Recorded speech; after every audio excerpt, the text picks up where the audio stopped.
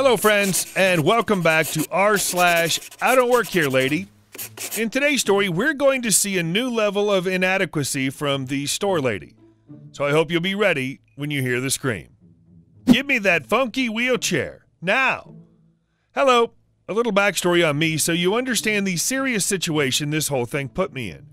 About 6 years ago, I wound up with several health conditions that all interacted with one another, creating a domino effect of health problems.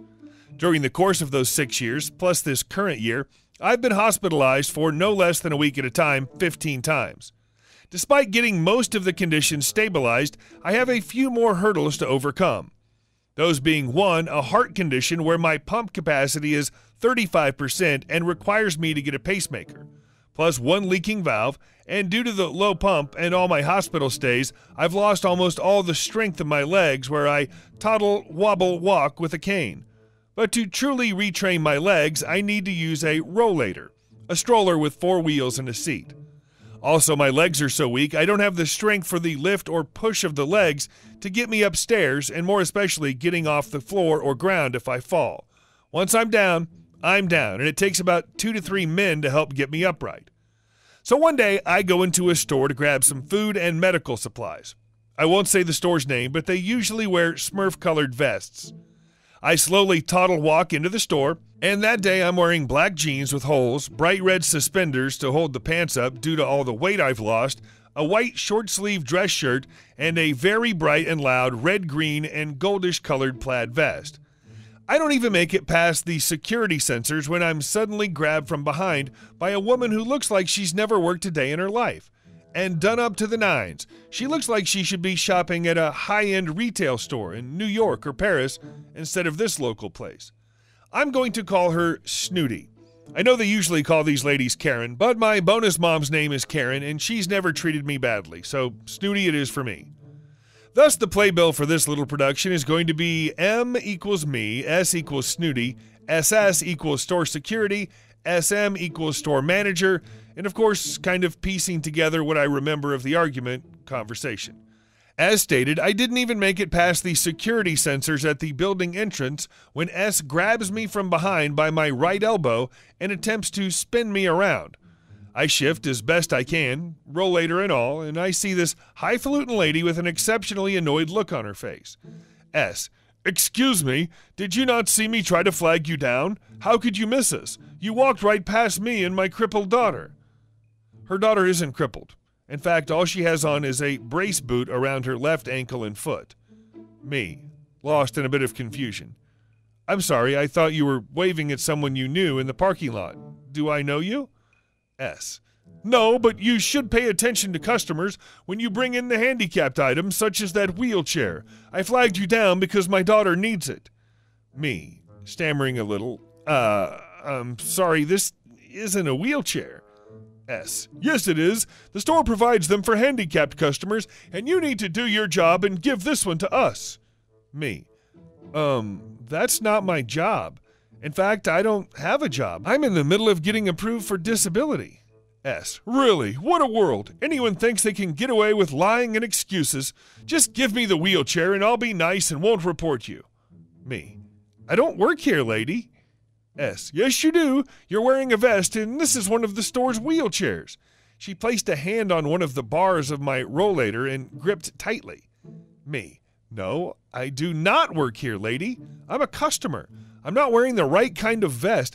This item doesn't belong to the store. It's not a wheelchair, it's a rollator, and the store doesn't provide wheelchairs. They provide scooters, which are located behind you.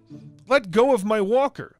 S, attempting to jerk the rollator from me. "I'm going to report you for being rude to customers, especially ones who are handicapped. You're not following the ADA laws. That'll get you fired for sure." Me, pulling back on my rollator. Again, "I do not work here. This doesn't belong to the store. It belongs to me. It's not a wheelchair, and your daughter isn't handicapped. She has an ankle brace on, probably meaning she just twisted or sprained her ankle. Grab her a scooter if you want, but leave me alone." S, more lies. "More lies. I'm taking this wheelchair and I'm going straight to the head manager to have you fired." What happens next is a tug of war. to the best of my ability, between myself and the lady with my rollator. She eventually does something kind of intelligent and pushes on one of my poles, which causes me to stumble backward, eventually tripping over my own feet, and kaboom! Down I go to the floor, landing on my right butt cheek and my shoulder, head slamming into the floor. I'm in a tremendous amount of pain. The room and my head are spinning. The lady is saying something to me in scolding tones, shaking her finger at me, but my head is ringing. I'm now short of breath, so I don't really hear her nor understand her. She huffs and walks away, and I was told she was slightly cursing as she was having trouble trying to push her daughter around in the wheelchair.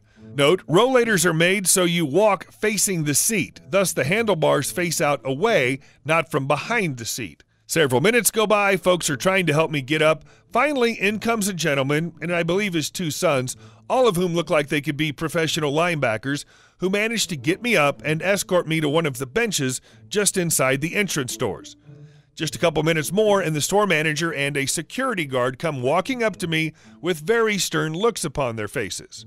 SM, we understand you were trying to take a wheelchair from a handicapped customer and that you were, glancing up and down at me, well, obviously attempting to pass yourself off as an employee of our store. Me, no, I was trying to come in here and buy some groceries and medical items when this woman accosted me, telling me that I needed to give her my rollator. SS, well, this woman said that you tried to manhandle her to take it away from her.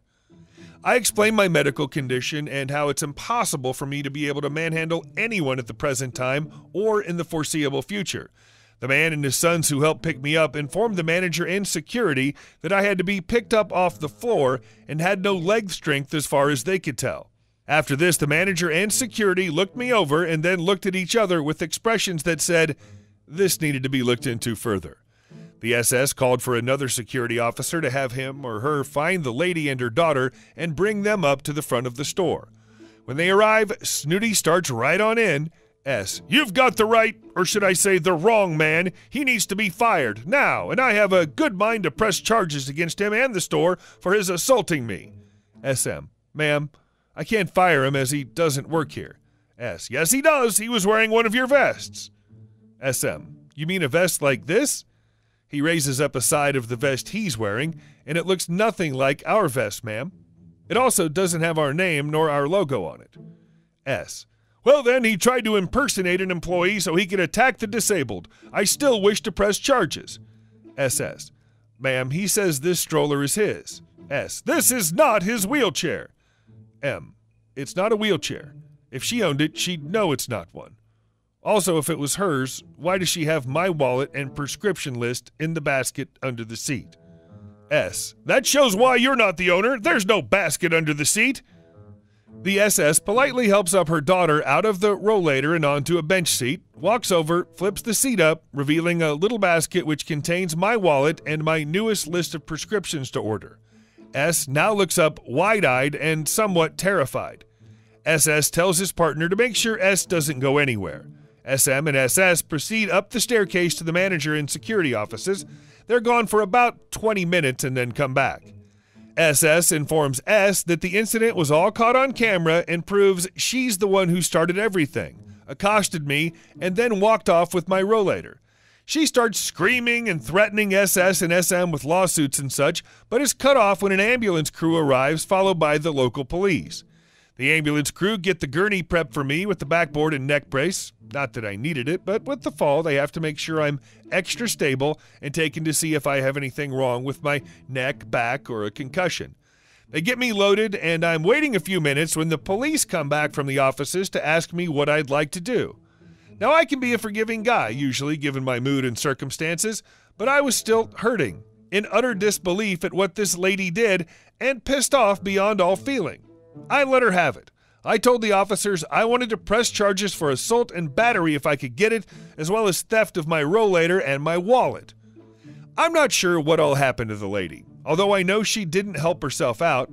As I was being rolled out the doors in the gurney, I saw her break away from the police, take a defensive stance, and then she started flailing and smacking the officers with her purse and arms, as well as kicking their legs with her pricey name-brand pumps. It didn't take long before they had her face down on the ground, knees in her back, and the handcuffs becoming the next bit of bling around her wrists, looking oh so plain compared to her bracelets. I didn't have to do anything. About a week later, I got a letter from the county courthouse informing me that her case was already heard, the store video, SM and SS's testimony, as well as those from a couple of other people who came forward after realizing what they saw when they walked past us was more than enough to convict her. I don't know if she served time in jail or community service, but either way, I hope she got to be seen in something either bright orange or maybe an old-fashioned little black and white striped dress. Update information. Apparently Snooty did make a plea deal, although somewhat heavily handed in being formed by the judge. The morning after her night in jail, when she appeared in front of the judge, my understanding is she pled guilty and served jail time for assaulting the police officers, resisting arrest, assaulting me, and some other charges that were listed. But they were in high legalese that I've not heard of, so not sure what they were about. Since she pled guilty to those items, the judge went lenient on her for the theft of my wallet, she not knowing the rollator had a basket, nor knowing or being able to see what was in the basket. Not sure what he did about her taking my rollator. She was also ordered to pay for my ambulance, ER visit, x-ray, scans, and prescriptions specifically related to my injuries from the incident, as well as being ordered to seek mental counseling/evaluation. So I guess the only thing left that folks have hoped she will pay for, or I should do, is sue for pain and suffering, and the like in a civil case. My lawyers assisted me with filling out and filing my forms for disability, etc., have already talked with me and submitted a civil case against her. The first hearing is apparently in 4 to 5 months from now. I don't have my date book in front of me. For those of you asking about the daughter, yes, the daughter was aware that her mom was taking my rollator, but she didn't look pleased about it. She looked highly embarrassed. She kind of assumed a slumping, let me hide under the table and melt and escape through the drain posture when my wallet was revealed, and the thought of theft of that was mentioned. I've been told she buried her face into her hands and began to sob greatly once her mother started flailing and kicking at the police officers, and they took her down. Other than that, I have no idea what's become of her or the effects of the incident on her. My hope is that there's a good father in the daughter's life and that he's watching over her, hopefully away from the mother. But that's information I don't have access to and am too busy with my own life, healing, and paperwork to go snooping around to find out. Why am I so happy to hear somebody actually press charges for once? Hey guys, thanks so much for watching. I hope you enjoyed it, and we'll see you in the next video.